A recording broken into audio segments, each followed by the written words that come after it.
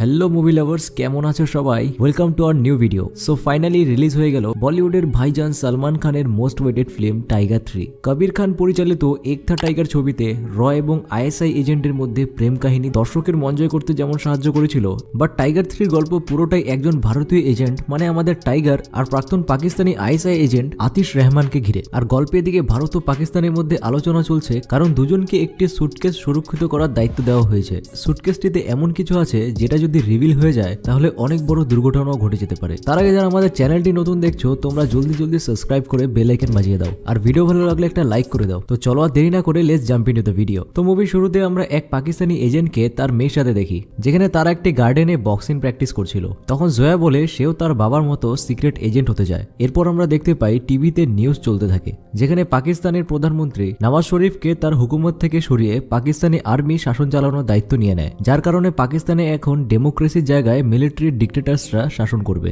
এরপর তিনি নিউজ দেখে তার মেয়েকে নিয়ে স্কুলে যাওয়ার জন্য বেরিয়ে পড়ে, কিন্তু গাড়ির সামনে আসতেই তিনি বলেন যে জয়ার টিফিন তিনি কিচেনে ভুলে রেখে চলে আসছেন। এরপর জয়া যখন টিফিন আনার জন্য বাড়ির দিকে যায় তখনই গাড়ির ডোর ওপেন করে গাড়িতে বসতে গাড়ি ব্লাস্ট হয়ে যায় আর তিনি সেখানে ব্লাস্ট হয়ে মারা যান। এরপর জয়াকে দেখতে পাই তার বাবার একজন স্টুডেন্টের সাথে যার নাম আতিশ রহমান। যখন সে 15 বছর ছিল তখন থেকে জয়ার বাবা তাকে বড় করেছে। এখন সেও পাকিস্তানের সিক্রেট এজেন্ট হয়ে কাজ করে। তখন এখানে আতিশ জয়াকে বলে এখন থেকে তোমার দায়িত্ব আমার আর আমাদের দেশের, তোমার সব ভরণ পোষণ পড়াশোনার দায়িত্ব সব আমরা দেখব। আর যখন তুমি 21 বছরের নাবালিক হয়ে যাবে তখন তোমার কাছে দুটো অপশন থাকবে, হয় তুমি তোমার বাবার প্রফেশনে আসতে পারো আর না হয় স্বাভাবিকভাবে জীবনযাপন করতে পারো। তখন জয়া বলে আমি 21 বছর হওয়ার ওয়েট করতে পারবো না, দুশ্মনরা আমাকেও চিনে ফেলেছে, আমি এখন থেকেই আপনাদের সাথে জয়েন হতে চাই।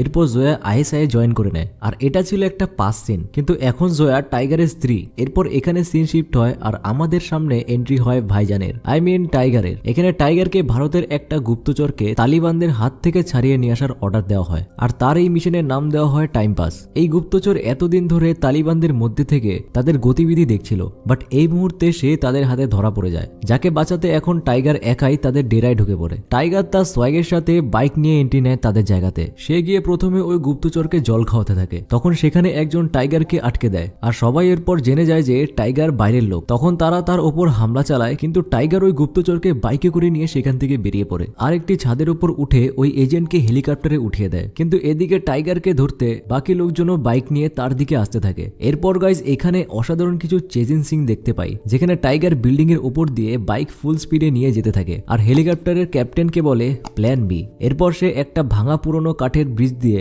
বাইক নিয়ে যেতে থাকে। ব্রিজটি এতটাই নরম যে বাইক যেতে যেতেই ব্রিজটি খুলে ভেঙে পড়তে থাকে। এদিকে হেলিকপ্টারটাকে ক্যাপ্টেন এমন দূরত্বে নিয়ে আসে যাতে জাম্প লাগালে ধরা পসিবল হয়। এরপর টাইগার এক চান্সে বাইক নিয়ে একটা জাম্প লাগায় আর সোজা হেলিকপ্টার ধরে ঝুলে পড়ে। এরপর টাইগার হেলিকপ্টারের ভেতরে এসে ওই গুপ্তচরের সাথে কথা বলে আর সে জানায় পাকিস্তান ভেতরে অনেক বড় প্ল্যান করছে আর তাদের একটা এজেন্ট আমাদের মধ্যে থেকে ডাবল এজেন্টের কাজ করছে আর সে হচ্ছে জয়া। আর এখানে টাইগারের স্ত্রী জয়া আর আপাতত তাদের এখন একটা ছেলেও রয়েছে। কিন্তু এই খবর পাওয়ার পর টাইগার তার ফ্যামিলির কাছে অস্ট্রিয়াতে চলে আসে, যেখানে এসে দেখে তার ছেলের ইনফেকশন হওয়ার কারণে অসুস্থ হয়ে গেছে। তাই তাকে ডক্টর হফম্যান তাকে অ্যান্টিবায়োটিক ইনজেকশন দিচ্ছে। এরপর টাইগারকে জয়া হাক করে জিজ্ঞেস করে যে টাইগার ঠিক আছে কিনা। তখন টাইগার জয়াকে বলে যে এজেন্টকে সে বাঁচাতে গেছিল সে মরার সময় আমাদের মধ্যে একটা ডাবল এজেন্টের কথা বলেছিল, কিন্তু বুঝতে পারছি না সেটা সত্যি কথা ছিল না মিথ্যা। তখন জয়া বলে মরার সময় কেউ মিথ্যা কথা বলে না। এরপর কিছুদিন এভাবেই চলতে থাকে, কিন্তু একদিন টিভিতে নিউজ চলতে থাকে আর আমরা দেখতে পাই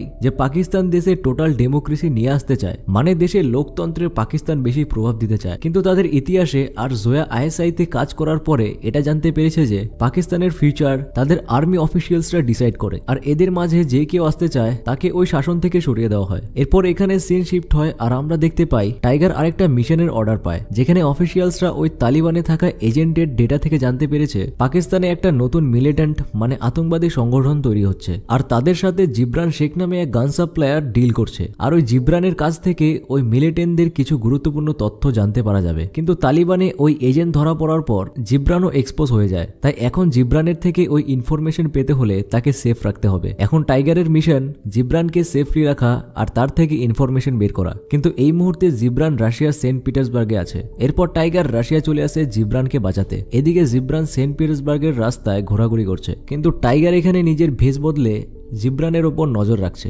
আর এদিকে জিব্রানকে মারতে লোকজন অলরেডি সেখানে চলে এসেছে। তখন টাইগার তার লোক দিয়ে জিব্রানকে একটা ট্রান্সমিটার দিয়ে দেয়, যেটা দিয়ে সে টাইগারের সাথে কানেক্ট হয়ে যায়। এরপর টাইগার জিব্রানকে যা যা বলে জিব্রান ঠিক তাই করতে থাকে। টাইগার তাকে বিশ্বাস দেয় যে সে তাকে কিছু হতে দিবে না। এরপর জিব্রান একটা ট্রামে উঠে বসে। তখন জিব্রানের পেছনে একটা কিলার ট্রামে উঠে যায়। আর যখন ওই কিলার জিব্রানকে মারতে আসে তখন টাইগার কিলারকে মেরে জিব্রানকে নিয়ে চলে যায়। এখন সেকেন্ড অ্যাটেম্পটে কিলাররা যখন জিব্রানের ওপর গুলি চালায় সেখানেও টাইগার কিলারকে মেরে ফেলে।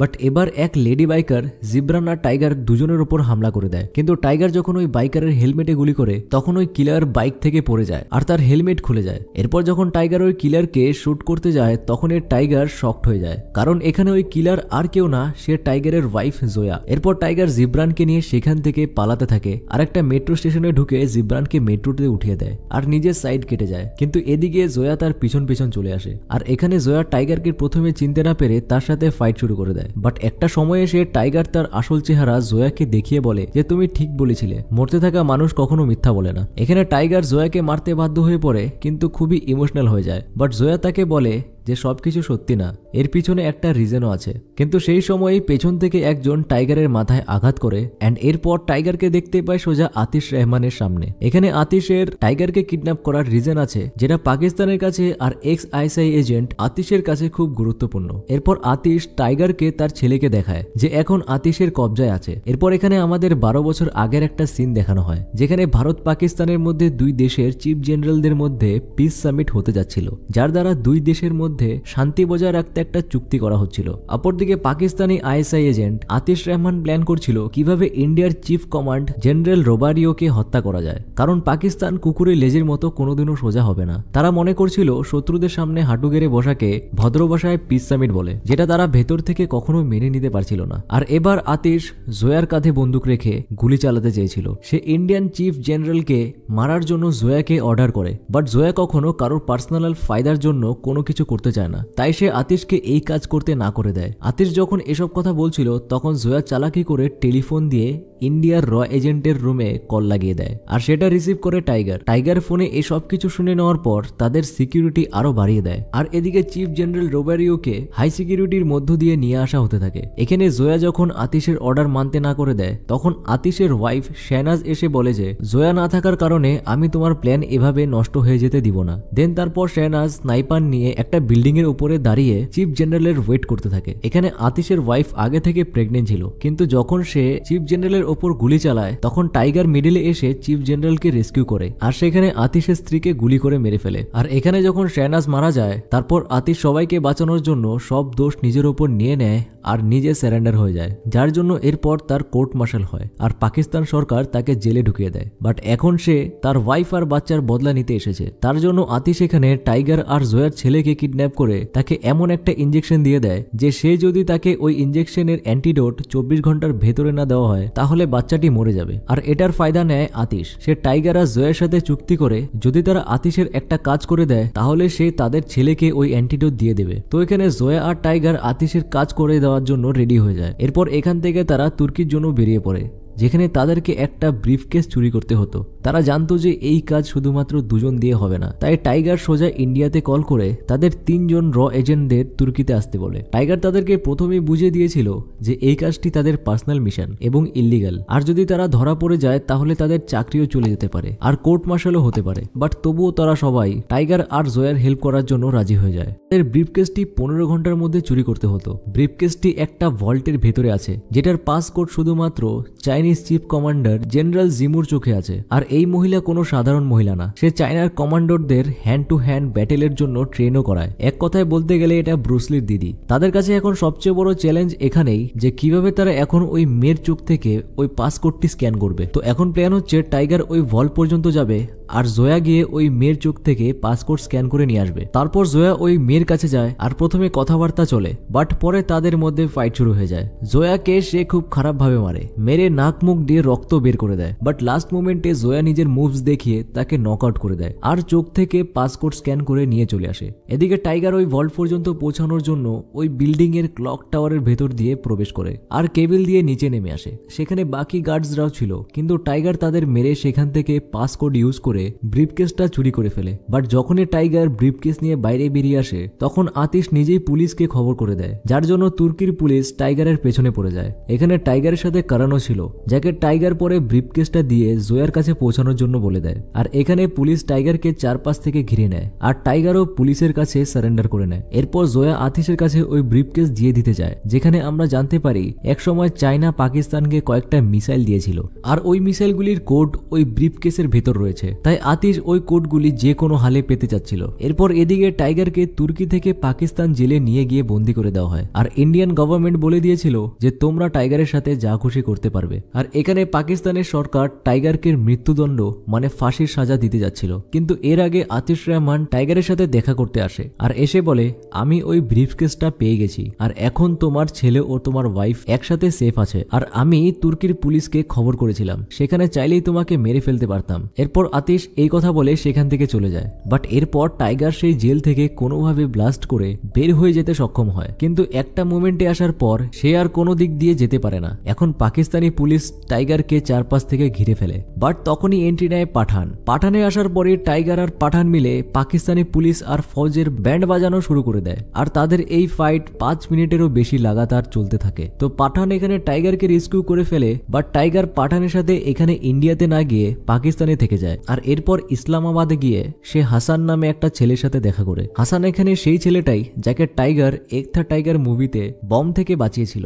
আর তারপর থেকে টাইগার আর জয়া মিলে হাসানের পড়াশোনার খরচ চালাচ্ছিল। আর হাসান এখন বড় হয়ে একটা বড় মাপের হ্যাকার হয়ে গেছে। এখানে টাইগার জয়াকে ইন্ডিয়াতে কল করে জানতে পারে আতিশ রহমান এখন অনেক বড় প্ল্যান করছে। সে পাকিস্তানি সরকারকে চেঞ্জ করতে চায়, শাসনে থাকা পিএম কে সরিয়ে সে নিজে পিএম হয়ে ডিক্টেটরের মতো হতে চায়। আর এখানে জয়ার সাথে আইএসআই এজেন্টরাও কাজ করতে রেডি হয়ে যায়। আর এখন তারা আরেকবার র এবং আইএসআই মিলে কাজ করবে, কারণ এখানে ইন্ডিয়া পাকিস্তানের চেয়ে আতিশের সাথে বড় দুশ্মনী। কারণ আতিশ রহমানের সাথে এখন পাকিস্তানের আর্মি চিফ জেনারেল হকের সাপোর্ট আছে আর তাদের সাথে পাকিস্তানি ফৌজেরও ব্যাকিং আছে। তো এরপর সিন চলে আসে 4 আগস্টের দিন, যেদিন পাকিস্তান আজাদ হয়। আর সেদিনই পাকিস্তানের পিএম স্পিচ দিবে। কিন্তু আজকের দিনেই জেনারেল হক পিএম এর উপর হামলা করবে। পিএম কে তার পদ থেকে সরিয়ে আতিশ রহমানকে পদে বসানোর ব্যবস্থা করছিল। বাট এদিকে টাইগার আর তার টিম মিলে পিএম কে বাঁচাতে পিএম অফিসে যাওয়ার প্ল্যান বানিয়ে ফেলে। তারা রান্নার লোক সেজে সেই অফিস বিল্ডিং এ ঢুকতে সাকসেসফুল হয়ে যায়। কিন্তু পিএম এর স্পিচ দেওয়ার আগেই জেনারেল হকের আর্মি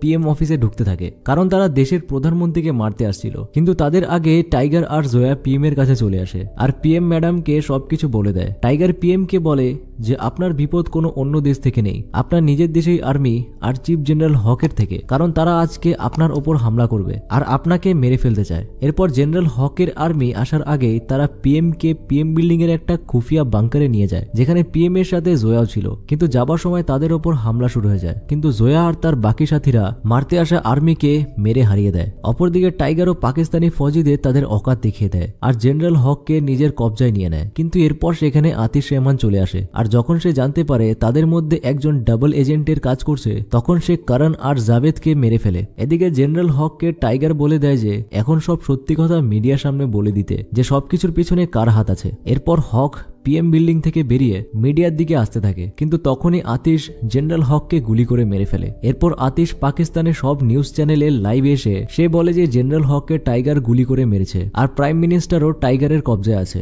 আর এখন আতিশ প্রাইম মিনিস্টারকে মারতে যায় যাতে দোষও টাইগারের উপর গিয়ে পড়ে। এরপরে আতিশের ফৌজের সামনে টাইগার আর জয়া চলে আসে, বাট আতিশের ফৌজ তাদেরকে ঘিরে ফেলে আর হাসানকে তারা ধরে নিয়ে আসে। হাসান যখন দেখে যে এখন আর কোনো অপশন বেঁচে নেই, তখন হাসান তার বডিতে বোম লাগানো অবস্থায় তাদের দিকে দৌড়ে যায়, কিন্তু আতিশ তাকে শুট করে আর সেখানে একটা ছোট ধামাকা হয়। কিন্তু এরপর টাইগার আতিশ সেখানে থাকে, কিন্তু জয়া হঠাৎ গায়েব হয়ে যায়। এদিকে জয়া পিএম কে বাংকার থেকে স্পিচ দেওয়ার জন্য নিয়ে চলে যায় আর এদিকে আতিশ টাইগারকে ধরে বাংকারের রাস্তা দেখানোর জন্য বলে। এখানে টাইগার আগেই জয়াকে বলে দিয়েছিল যে তারা আতিশকে বাংকারে নিয়ে গিয়ে ট্র্যাপ করবে, তাই তাদের সবকিছু প্ল্যান মোতাবেক চলছিল। এরপর বাংকারে পৌঁছানোর পরেই টাইগার আতিশের আর্মিকে মেরে শেষ করে দেয় আর আতিশকে বাংকারের ভেতরে বন্ধ করে দেয়। বাট লাস্ট টাইগার আতিশ আতিশকে মেরে ফেলে। আর সেদিকে পিএম এর স্পিচও সাকসেসফুলি টেলিকাস্ট হয়ে যায় আর পুরো দেশের সামনে এটা পরিষ্কার হয়ে যায় যে সবকিছুর পেছনে টাইগারের না আতিশের হাত ছিল। এরপর তাদের এই মিশনও সাকসেসফুলি কমপ্লিট হয়ে যায় আর তাদের এজেন্টদের ওপর লাগানো সব চার্জেসও সরিয়ে দেওয়া হয় আর টাইগার আবার তার নর্মাল লাইফে ফিরে আসে।